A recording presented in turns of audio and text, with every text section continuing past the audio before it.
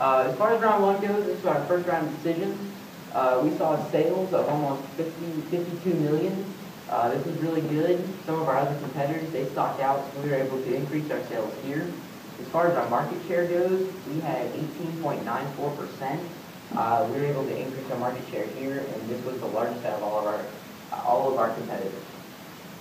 As far as our balanced scorecard, we saw low scores for customer awareness and customer accessibility. We didn't increase a whole lot of money here, so over the next couple rounds, we increased our investments here so we can see some better returns. Moving on to round two, we had return on sales of negative 1.5%. This was due to stock out of our new product, Ferris. We introduced it into the high-tech market. We didn't expect we had a lot of sales here, so we actually stocked out. As far as profits and loss goes, we actually saw a loss of $734,000. This was mostly due to our stock out. In round three, we saw a negative return on sales, a little bit more intense than we did last round. Fortunately, our forecasting for one of our products was very good. We managed to keep 1 unit of inventory on hand at the end of the round. But for our low-tech product fast, we had over half a year's inventory left before forecasting on our part. As far as the balanced scorecard goes, we had a customer awareness of 4.4 out of 5, which is improved greatly from last round. This is because we invested more in our promotions budget. We also managed to raise accessibility to 1.2 out of 5, which happens when we raise the sales budget. On to round four, we saw less of a negative return on sales, which is good, which means we're improving. We ended up introducing a new product to the high-tech market. As you can see right here, it's positioned right here to see the high-tech market, and then we have our product Ferris is in the middle of the two, and then Fast is in the low tech. So we currently have a product in both P's, and then one right in the middle. In round four, we also started investing money in the TQM. We invested $2,500 in hopes to reduce labor, material, and administrative costs.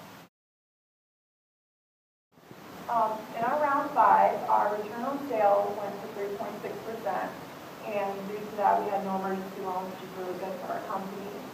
We also had a stock of $5.20 increase, and then our book value of $8.09. In our TQM, we had invested $4,500, which came back to our increasing return. Moving on to round six, we've seen that our return on sales is 1.9%, and this is the first time we had to take out an emergency loan, which is $8.6 million. Due to that, we had it due to a stock out by Ferris. Fast and Flash, we had an inventory on hand of years' worth. In addition to this, let's move on to our analysis report. We had an emergency loan, and we only collected 20 out of the 100 points of the first decrease of our emergency loan. We also had a customer satisfaction of 30 out of 100 points, and this was good because it increased our customer satisfaction. They really enjoyed our product. As far as our success measures go, we weighted pretty heavily in the areas of cumulative profits, market share, and asset turnover. I feel like we did pretty well in those towards the end of the rounds. Early in the rounds, they were kind of, we did well in them, but we didn't do as well as we would have liked to. But towards the end of the rounds, we definitely improved those 3 areas. I would have to agree. Going along with our success measures, we weighted 30% of them on return on sales, return on assets, and return on equity.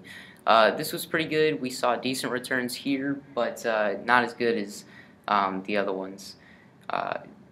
Recently, we've seen some pretty good success with our stock, but in the first 3 years, we didn't have too good of stuff here, so we continue to see decreasing stock prices. So it's good that we only weighted that 10%. Also, another key important fact in our success is that we've only had one emergency loan, and this is good for our company because we just received this loan in round 6, and we have never had to get a loan before. Another success is that our cumulative profits went from 2.4 million to 8.4. With all these success come failures, and I think our biggest failure was stocking out and inventory problems. Early in the rounds, we we're having trouble forecasting, figuring out the right way to do it. And I think our biggest improvement was our forecasting, because early rounds weren't very good, but as the rounds grew more and more, our forecasting got better and better, and we ended up doing pretty well on forecasting the last couple rounds.